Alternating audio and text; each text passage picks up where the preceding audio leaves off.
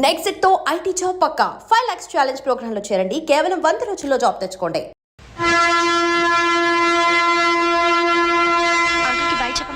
Hi. Very pretty girl, right?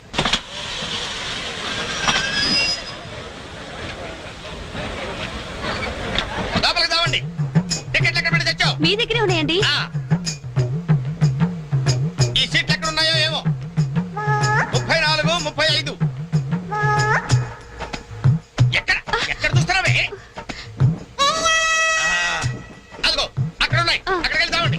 వెళ్ళండి. తాడు పెరిగినట్టు పెరిగింది. తావండి అక్కడ. కాడుకో తప్ప తప్ప కాండి కాండి.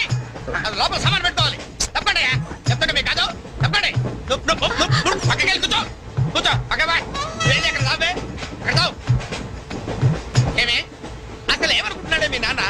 మొన్న పరబ్రహ్మ పెళ్ళి అవమానించాడు, నిన్న వీరబ్రహ్మ పెళ్ళి అవమానించాడు, ఇవాళ రామబ్రహ్మ పెళ్ళి కూడా ఇలాగ అవమానించాడు. అసలు ఏమనుకుంటున్నాడే మీ నాన్న? ఒక్కగానో కళ్ళుండి సెక్రటరీతో ఎల్డీసీ చేస్తున్నాను. నాకుండే రెస్పెక్ట్ ఏమిటి, స్టేటస్ ఏమిటి? సెపరేట్ టిఫిన్ లేదు, సెపరేట్ టీ లేదు, సెపరేట్ రూమ్ లేదు. అసలు నన్ను అవమానించడానికి పిలిచాడు మీ నాన్న. నాకు తెలుసు. ఏమయ్యా పక్కన ఇరుక్కోపోతే ఇది వచ్చి చావచ్చుగా. కూర్చోండి. అసలు ఏమనుకుంటున్నాడు మీ నాన్న? ఆడపిల్లి వాళ్ళు అవమానిస్తే మధ్యలో మా నాన్న ఏం చేశాడండి? చెప్పు చెప్పు తగ్గుతాయి. ఏదైనా మాట్లాడే ఉంటే అవును. సరి చేసుకో సరి చేసుకో సరి చేసుకో. రోడ్లు కనపడితే చాలు. ఏమయ్యా పని పెట్టాలేదా మీకు? ఆడవాళ్ళు కనపడితే చాలు చొక్క కాచుకుంటూ చూడటమే. అసలు ఏమనుకుంటాడు మీ నాన్న? నా గురించి ముందు వాళ్ళకి చెప్పాలి. చెప్పిన తర్వాత ప్రత్యేకంగా నన్ను ఆహ్వానించాలి. గట్టిగా అరవకండి, ఇది ట్రైన్. నేను జైంట్ వీల్ తిరుగుతుందేమో అనుకుంటున్నానులే. అందరూ వింటున్నారండి, ఇంటికి వెళ్ళి మాట్లాడుకోవచ్చు. ఏంటంటే ఎవరికి లేవు ప్రాబ్లమ్స్? ఇండియాలో ప్రతి వెదర్కి ప్రాబ్లమ్స్ ఉన్నాయి. వీడికి లేవా ప్రాబ్లమ్స్? వీడికి లేవా ప్రాబ్లమ్స్? అడిగి లేవా? అడిగి లేవా? నీకు ఇలాంటివన్నీ నేర్పాడు మీ నాన్న. అసలు విషయాలు నేర్పలేదు. వస్తాడా సెక్రటరీకి చెప్తా. పెళ్ళి 15 సంవత్సరాలైంది. ఒక్క పూట ఇంటికి పిలిచి రోజు గుట్ట పెట్టాడు. మా ఇంటికి మాత్రం వస్తాడు. 3 పూట్ల కుంభాలు తింటాడు. ఒక్కొక్క పూట నెయ్యి 6 కిలో తింటాడండి. ఏమన్నా అర్థం ఉందా వీడికి? అసలు ఏమనుకుంటాడు మీ నాన్న నా గురించి? మాట్లాడవే. మీ అమ్మాయి ఏమైంది?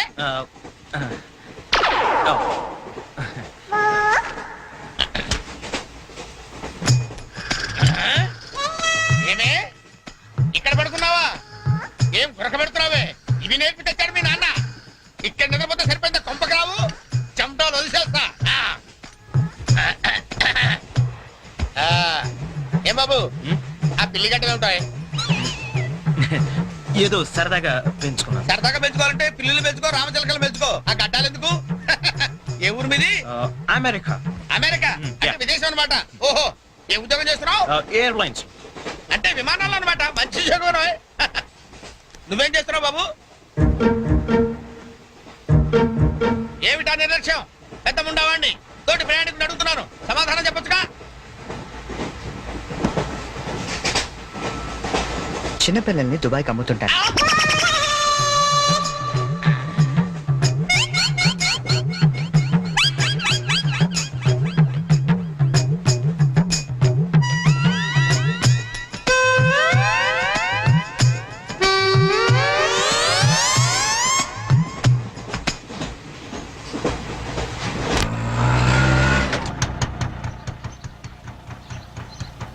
ఎవరు కావాలండి? చక్రవర్తి గారు వెళ్ళేదారండి? చక్రవర్తి గారు? చక్రవర్తి గారు ఎప్పుడో ఖాళీ చేసి వెళ్ళిపోయారండి. ఖాళీ చేసి వెళ్ళిపోయారా? మరి ఇప్పుడు ఎక్కడున్నారు తెలుసా అండి? తెలియదండి.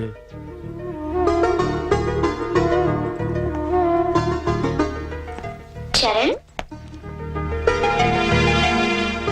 నువ్వు ఎంతో దూరం నుండి ఎంతో ప్రేమగా పంపిన కథ మా ఆకాశవాణి హైదరాబాద్ కేంద్రం ద్వారా ప్రసారం అవుతుంది. పిల్లలు, మరి మనం చరణ్ పంపిన కథ విందామా?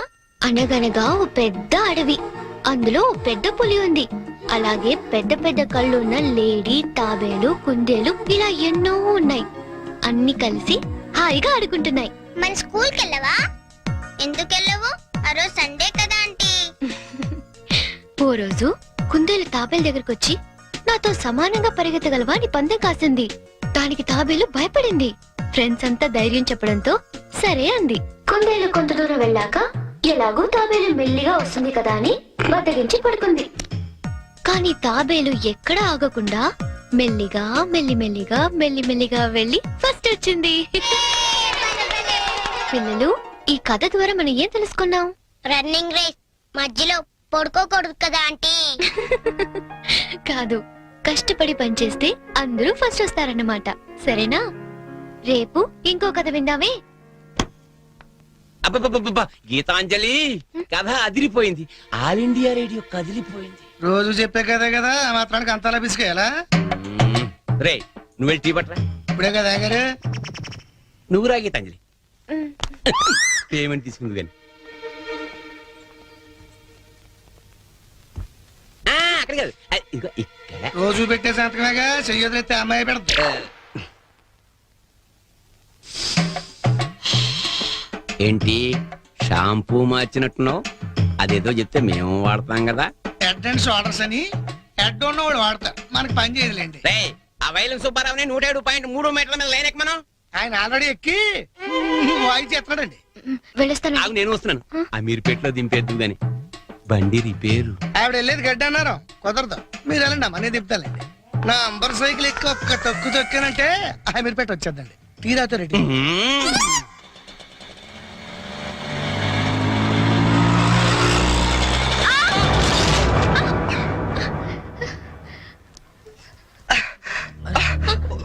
సారీ అండి, చెప్పలేము తగలేండి. సారీ, నేను చూసుకోలేదు. చూసుకోవాలి, అన్ను గరుడు కాదు, తోలుడు తెలవాలి.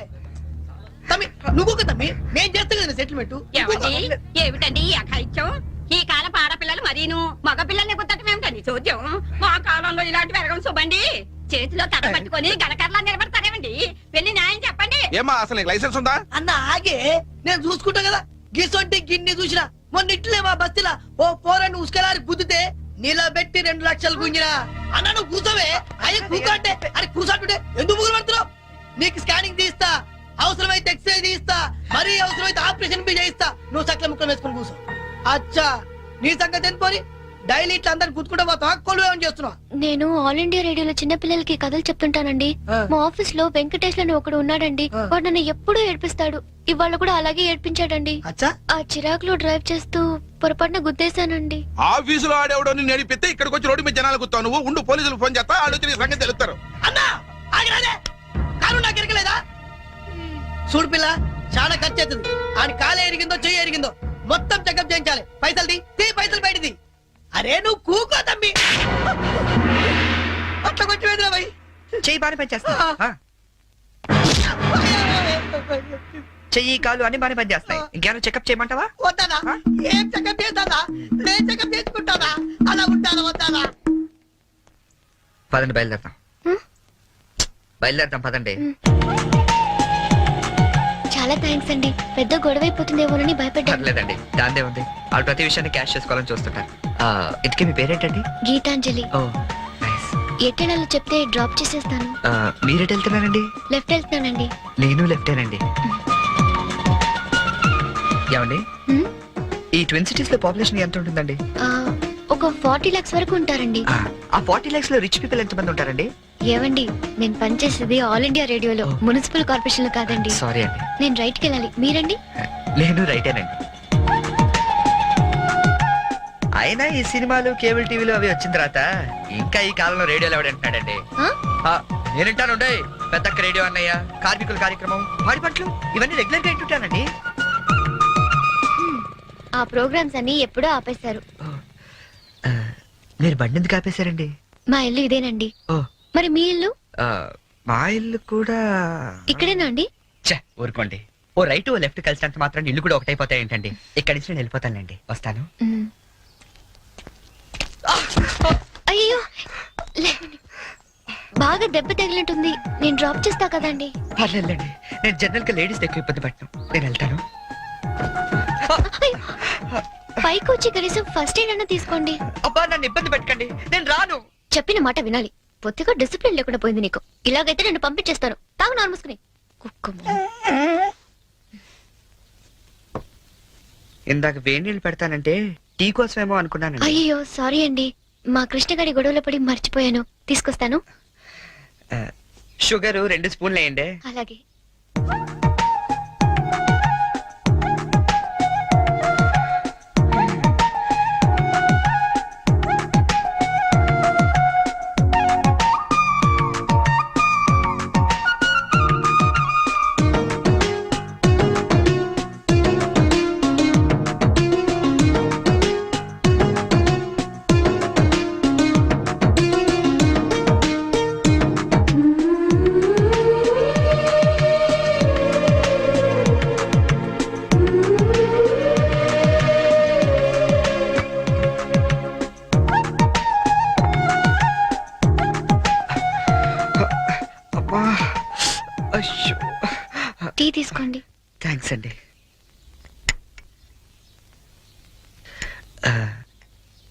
ఇంత పెద్ద ఇంట్లో మీరు ఒక్కరే ఉంటారండి?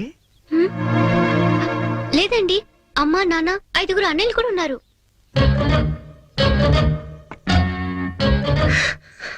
ఏమైందండి? ఏం లేదండి, మా అమ్మ నాన్న గుర్తొచ్చారు. వాళ్ళకేమైందండి? అవన్నీ ఇప్పుడు ఎందుకులేండి, నేను బయలుదేరుతాను. అయ్యో, గుడ్ టైమింగ్ అండి. ఔచ్! అబ్బా, ఈ పరిస్థితిలో మీరు ఎక్కడికి వెళ్తారండి? వెళ్ళాలండి, తప్పదు. కానీ కాలు నొప్పితో అసలే సిటీకి కొత్త, వెళ్ళగల్లో లేదో. అబ్బా, పోనీ ఈ పూటకి ఇక్కడే ఉండి పొద్దున్నే వెళ్ళండి. అంతేనంటారా? వద్దులేండి, మళ్ళీ మీకు వంట శ్రమ వద్దు, నేను పోతాను. శ్రమే ఉందండి, నాకు ఎలాగో చేసుకుంటాగా. ఇంకో 2 వంకాయలు ఎక్కువ వేస్తే మీకు సరిపోతుంది. అలాగే 2 బంగాళదుంపలు కూడా ఫ్రై చేయండి, కొంచెం మోకాలు నొప్పులు తగ్గుతాయి. అమ్మ నాన్న 5 అన్నయ్యలు. చా,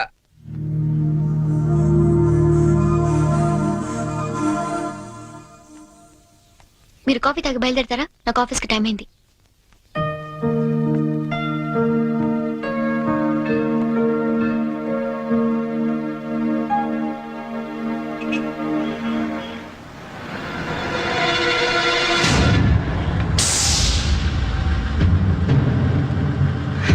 సంచు,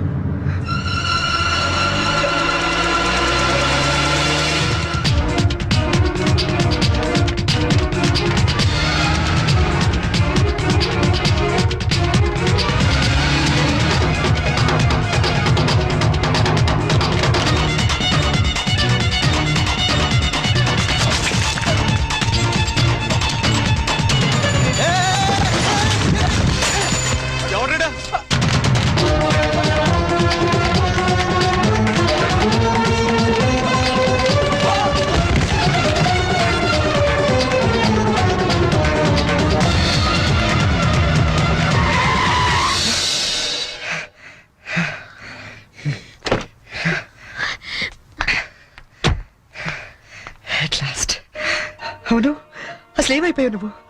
2 నెలల నుంచి ఫోన్ లేదు, లెటర్ లేదు. నేను ఎంత టెన్షన్ పడ్డా తెలుసా? నేను డల్ గా అప్సెట్ గా ఉండడం చూసి మన విషయం మా ఇంట్లో వాళ్ళకి కూడా తెలిసిపోయింది. నువ్వేం టెన్షన్ పడద్దు, అంతా హ్యాపీయే.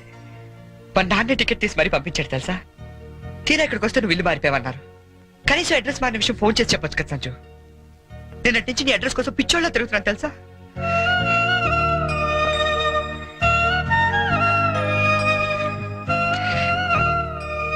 ఇది నా జాతకం, మా అమ్మ ఇచ్చింది.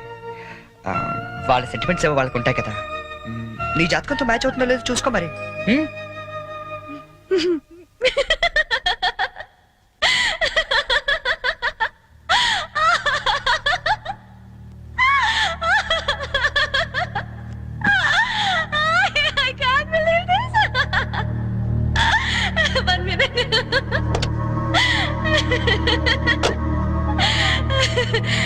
My wedding card.